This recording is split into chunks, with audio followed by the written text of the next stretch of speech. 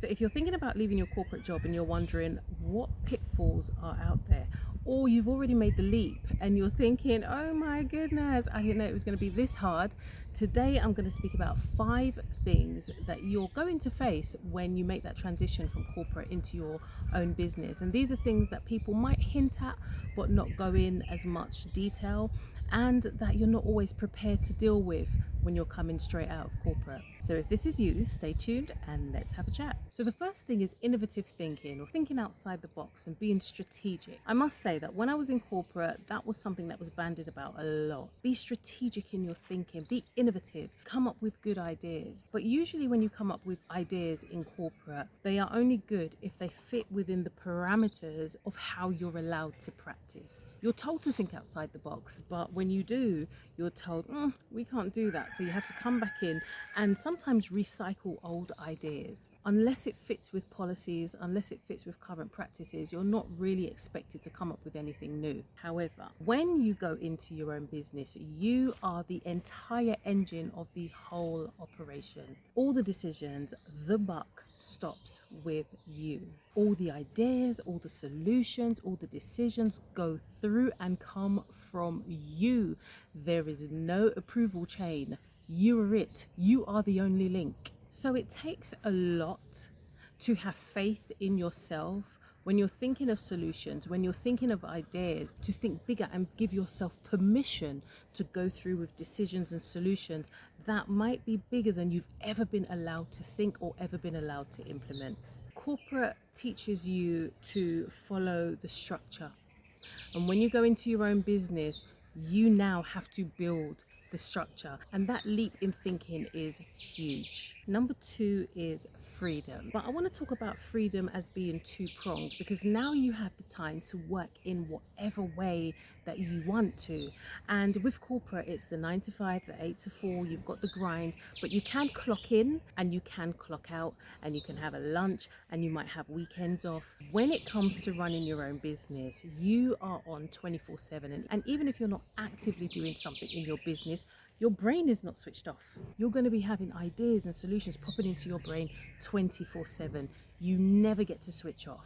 And that's one of the things that people may not be prepared for. You have the freedom to work any way you want, but now you could actually be working 24/7. The second prong on that, though, is the fact that you have the freedom to work in whatever way you want. So if you decide that you don't want to log on at 9 o'clock in the morning to do whatever it is that you wanted to do in your business, you can set your day out in whatever way you want. You're going to have to make it up somewhere else, but you do have the freedom to work and plan your day, your week, your month in whatever way you want. Nobody is standing over your shoulder asking you, why are you not at your desk? Why are you not logged on? Why are you not online? You no longer have that. And sometimes that can be really difficult to deal with, because if you're used to being monitored in that corporate setting, when you get to the point where I can set my own hours and work in whichever way I want, that can be quite daunting. And there are times where, on the one hand, I say, you could end up working 24/7 because your brain just doesn't switch off when you're in a business and thinking about what else do I need to do. There are times when you do need to take time for yourself, and that can be difficult. There may be times when you're less busy than others, and that can feel really strange. And you could be sitting there thinking, I should be doing something. When what you need to learn is, this is your time. This is you who plans your routine, and you are allowed to have breaks. You are allowed to have downtime, and you are allowed to work in a routine that works with you rather than you forcing yourself into the routine of work. That freedom is immense.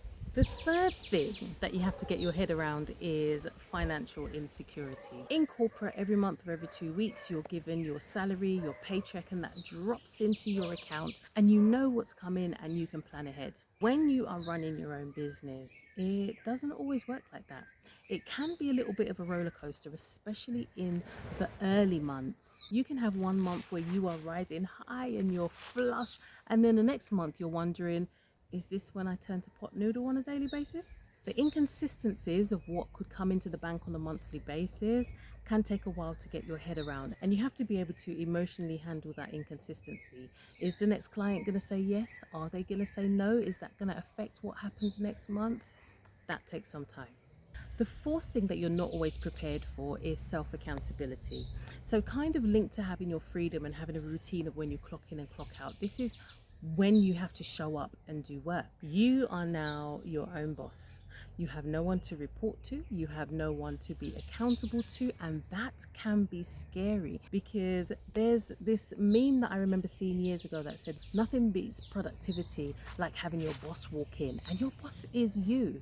You are able to show up and show out as much or as little as you want, and without having somebody holding you to account, that can be quite daunting. Suddenly, you are in charge of your motivation, you are in charge of all of the successes, and you are in charge of all of the failures. In corporate, there is accountability built into the processes, but when you are running your own business, you are the person who's in charge, and you have to manufacture your own momentum. And no one prepares you for how lonely or overwhelming that can be.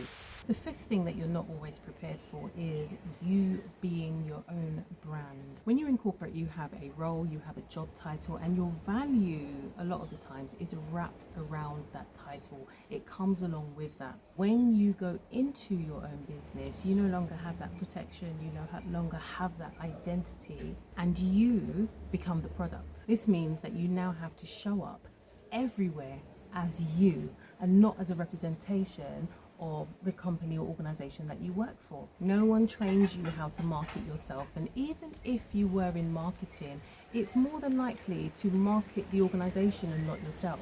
And that's one of the most powerful tools of your business, is how you become your brand. So those are just some of the 5 things that you're going to come across when it comes to making that transition from corporate into your own business. And it's very different than going into a new job where everything is laid out for you and you're told what to do. This is a whole new life and a whole new identity that you get to forge. So we know it isn't going to be easy, but it is definitely worth it. And if you are on that journey, if you are looking to transition out of your 9 to 5 and into your own business, or you've already started, drop a comment below. Let me know what's the hardest hurdle that you've faced so far, or what you're worried about. And if you're still on the fence and you're not quite sure which way to go, have a look at this video, which is about 5 signs that you know it's time to leave your corporate job. Until the next video, take care. Bye.